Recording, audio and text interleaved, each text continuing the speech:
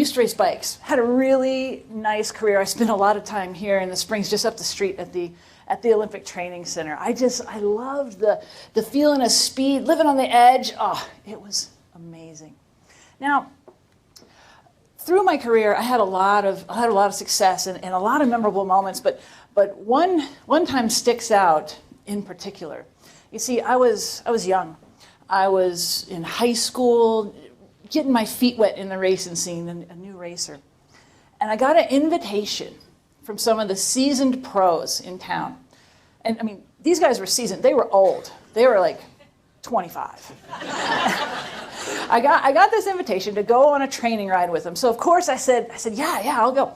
Now this particular day, I did not make it back to the bike shop where we started with everyone else. I'd been left out on the road. That's what happens when you're a new racer. But when I got back, some of the guys were still hanging around in the parking lot, and we were chatting it up, and they said, "You are not going to believe what happened to us out there today." I said, What? And they said, "There's this guy. He's about your age. He just left us all in the dust. He is unbelievable." Now, little did we know how true that statement would become. Because he continued on, he goes, "We think his name's Lance. He's over there." And I turned about 20 yards across the parking lot. There he was.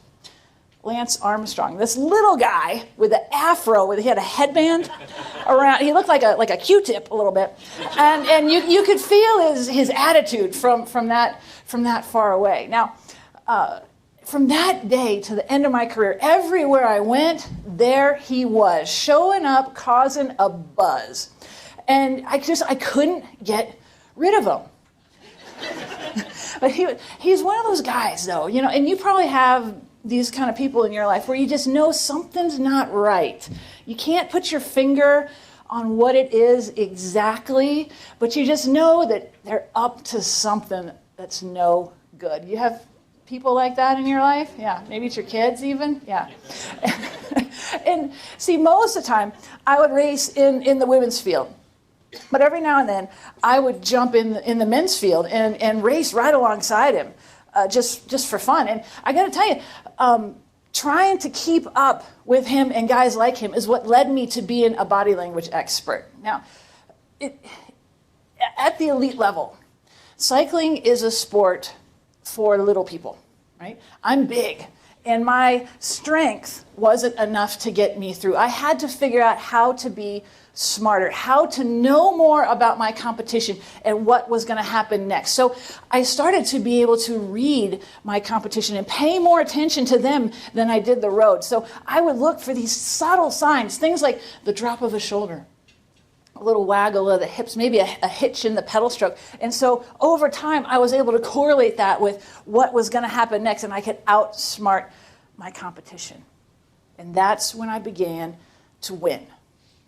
Now, you're probably asking yourself, Trace, what does body language have to do with running a medical group practice, right? Well, just think, wouldn't it be neat if you had that same level of knowledge about the people you had to work with, right? Your doctors, the rest of your team, your vendors, right? So you could know what was on their mind, what was likely to happen next, and if they were lying when they opened their mouths.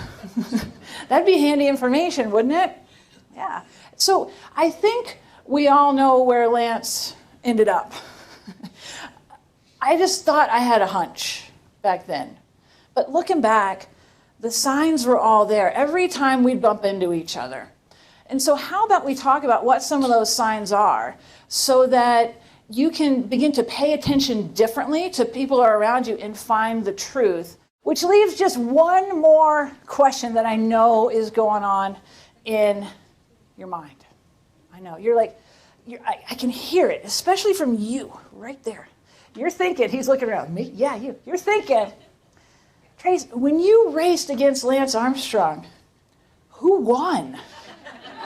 Well, look at me really close, because I know we got some lie detectors. I'm going to tell you the truth. It was me.